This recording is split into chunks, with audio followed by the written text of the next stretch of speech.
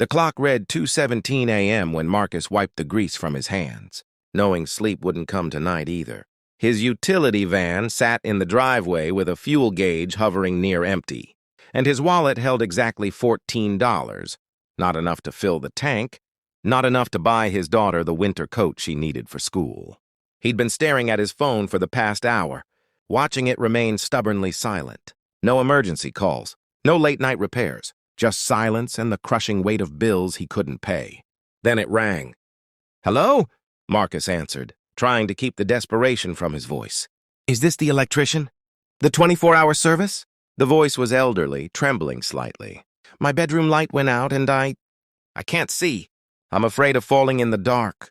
Marcus glanced at the clock again. A bedroom light at 2 a.m.? Most electricians would have quoted triple rates for this hour, but something in the caller's voice made him pause. It wasn't demanding or entitled, it was afraid. "I'll be right there, sir. What's your address?" The GPS led him to the wealthy side of town, where manicured lawns stretched like green carpets and houses stood behind, iron gates like fortresses. Marcus felt his beat-up van cough and sputter as he pulled, up to an address that made his breath catch, a mansion that could have swallowed his entire apartment building whole.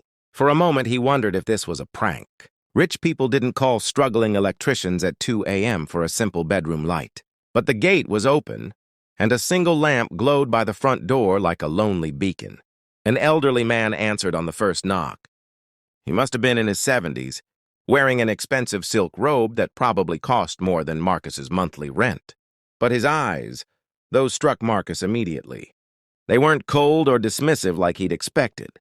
They were tired, infinitely tired, and desperately grateful.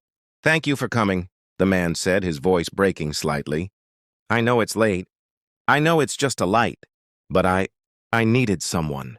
Marcus followed him through a house that felt more like a museum than a home. Marble floors, crystal chandeliers, paintings that looked like they belonged in galleries, but no photos, no warmth, just expensive emptiness echoing their footsteps. The bedroom was on the second floor, as large as Marcus's entire apartment. The man, he'd introduced himself as William Hartford, pointed to the ceiling fixture with a shaking hand. "It just went out suddenly.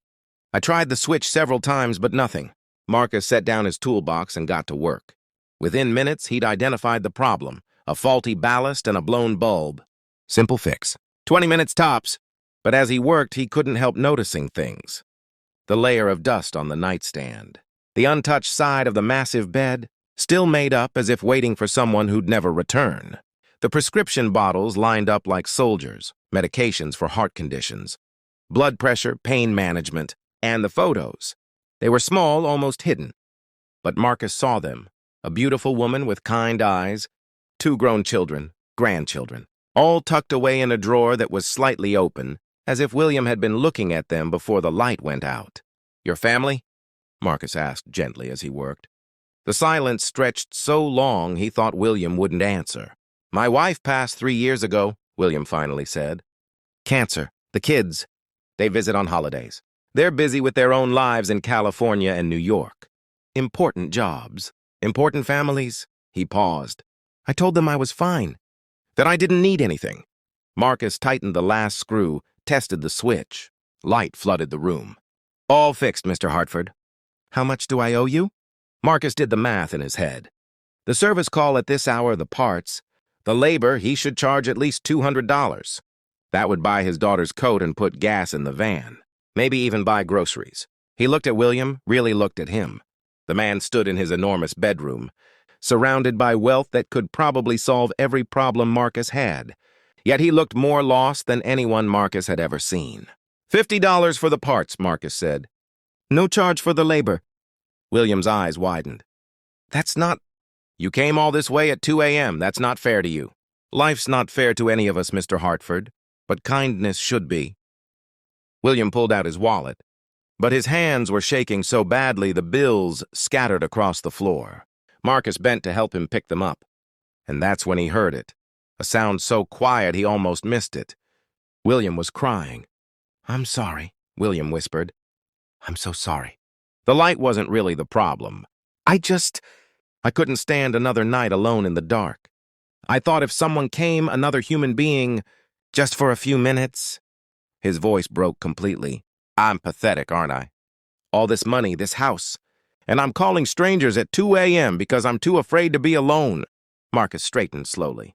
He thought about his daughter sleeping at home, about his own struggles, about how easy it would be to take the money and leave. He had every reason to go, every reason to protect his own limited time and energy. Instead, he sat down on the edge of William's bed. You're not pathetic, Mr. Hartford, you're human. And humans aren't meant to be alone. They talked for the next 3 hours. William shared stories about his wife, Eleanor, about building his business from nothing, about the regrets that haunted him, working too much, missing his kids' childhoods, prioritizing money over moments. Marcus shared his own struggles, his divorce, single parenthood, the constant fear of not being enough for his daughter. As dawn began painting the windows pink and gold, William looked at Marcus with eyes that held something they hadn't before. Hope. Stay with me, William whispered. Not tonight, but would you come back? For coffee or dinner or just to talk? I'll pay you, of course. No, Marcus said firmly. Then he smiled. Friends don't pay friends for coffee. That morning marked the beginning of something neither man expected. Marcus started stopping by twice a week, sometimes with his daughter, Emma. William taught Emma chess and calculus, shared stories that made her laugh. Marcus helped William video call his children more often, encouraged him to be honest about his loneliness. Slowly, William's house started feeling less like a museum. There were fingerprints on the marble, laughter in the halls, fresh flowers because Emma said they made rooms happy. 3 months later, when Marcus's van finally died completely, he found a new one in his driveway with a note. Every good electrician needs reliable transportation. Your friend, William! When Marcus tried to refuse, William simply said, You gave me something priceless. Let me give you something practical. But the real gift came differently. William reconnected with his children, flew them out monthly, rebuilt relationships he'd thought were lost. He started volunteering, using his wealth to fund community programs. He told everyone who'd listen about the electrician who'd saved his life by simply sitting with him in the dark. Marcus never forgot that 2 a.m. call. It taught him that everyone, regardless of their bank account, is fighting battles invisible to the outside world. That sometimes the simplest act, showing up, sitting down, listening, can change everything. On the anniversary of that first night, William held a dinner party. Surrounded by family, friends, and Marcus's family at the table of honor, he raised his glass. A year ago, I called for an electrician to fix my light. Instead, I found someone who fixed my life. To Marcus, who taught me that the poorest man in money can be the richest in humanity, and that wealth means nothing if we have no one to share it with. Marcus smiled, Emma beaming beside him, and realized something profound.